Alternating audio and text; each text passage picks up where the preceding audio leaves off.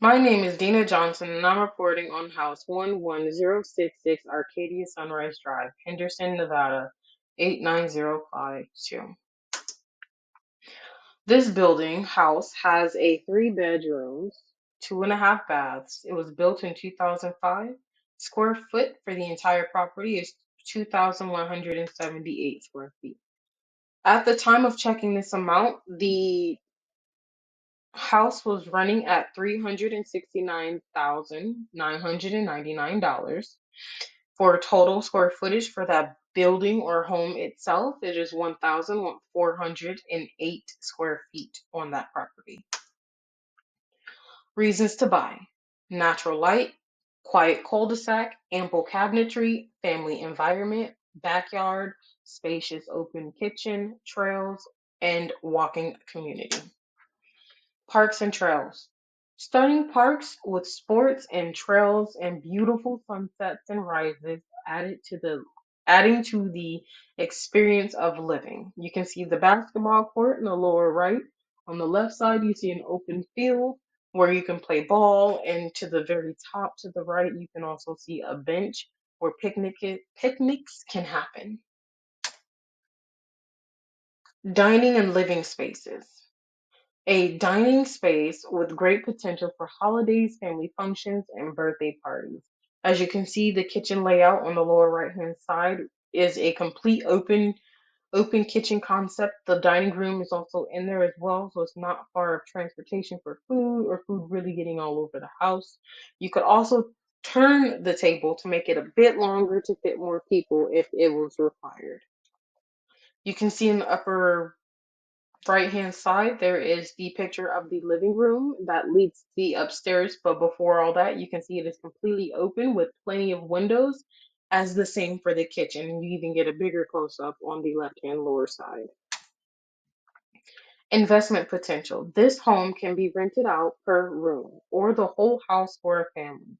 If you decide to rent the home, the next family that comes along will have all the resources, schooling, and family style environment. Airbnb is an option for families on vacations. This will allow a family to still have all the comforts in a home fraction at the fraction the price hotel, which can lead to with no casino. Reasons not to buy: isolated environment, purchase rent price, public transportation isn't easy to find, small backyard and front yard, no maintenance man. Isolated from environment and public transportation, limited public access, bus runs every hour in the city. You have a 3.5 miles to walk just to get to the first bus available, and that might not even be the bus you need to get to. Most of the environment involved is Most of the entertainment involved is parks and trails. The bar, the closest bar is within 10 minutes of driving, and this is a large neighborhood. No maintenance, man. Ex- Reduce disposable income, limited your ability to save, invest, or spend on other priorities, as you will have a to hire someone to put all the products and equipment needed for each task needed, even if the tools are universal and you have them on hand. Purchase/rent price. For the price of this house with 20% down a year, taxes on that will be $1,752 a year, decreasing, of course, based on how much is left for the year of the loan and, the tax rate and whatnot. Home insurance is going to cost 123 on average for a total amount of 1,476 a year. HOA fees 45 a month is going to be an additional 540 a month. Property taxes 145 a month, equaling 1,739 a year. Extra will be 335 92 cents a month, which is a total of $4,301 a year for everything included, everything just listed. Comparables and capitalizations rates. I did house one and two. House one, the Arcadia Sunrise ended up being a few dollars cheaper, even though they are coming at the exact same price of the square footing. Almost exact same price, it's like $2 difference. House one and two, there is going to be a major difference in pricing as well as the square footage. The more expensive one is not likely to be bought out, considering there is a larger patio and more space available for the cheaper house on the right.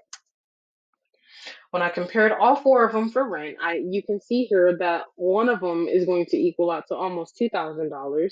Another is going to equal as low as $1,300.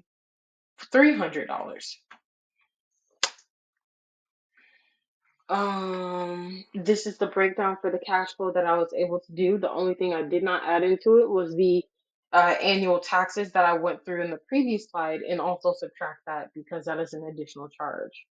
This is the breakdown that I found on Zillow. I couldn't do utilities as I've never lived of this magnitude, and I don't have the capability of calculating what it would cost to run.